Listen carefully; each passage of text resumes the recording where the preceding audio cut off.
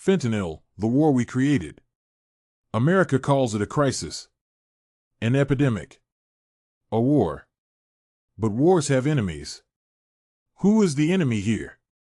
For years, we've been told who to blame. The cartels, the smugglers, the foreign labs, the ones who manufacture it, the ones who sell it, the ones who traffic it across borders, the ones who profit from death. But how did we get here?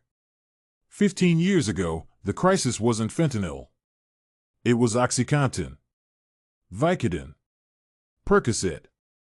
A different name, a different package, but the same addiction.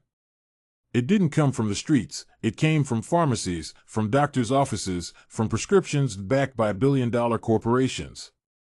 The pharmaceutical industry saw pain as profit. They told us opioids weren't addictive. The FDA approved them. Doctors prescribed them by the millions. A simple injury, a surgery, a backache, and suddenly, patients were dependent on something they never asked for.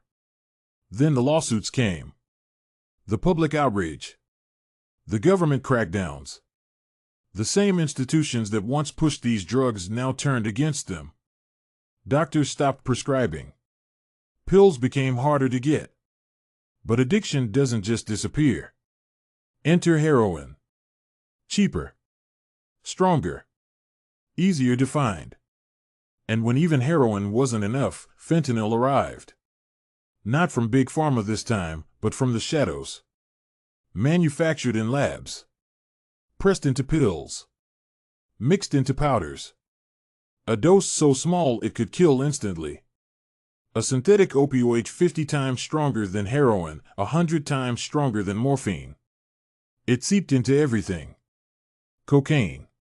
Meth. Counterfeit pills.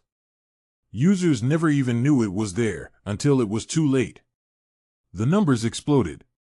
The deaths multiplied. And suddenly, the same government that once approved these drugs declared war on them. A war on fentanyl. A war on the suppliers. A war on the distributors. A war on foreign manufacturers. But no war on the system that created the demand in the first place. A country that spent decades numbing its citizens, then blamed them for being addicted. We point fingers at the cartels. At China.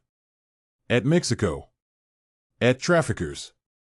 At dealers. But what about the ones who started it? The ones who legally flooded the country with opioids before fentanyl ever existed? The ones who made billions, paid fines, and walked away? This isn't just a war on drugs. It's a war on the consequences of our own making. Who's really to blame?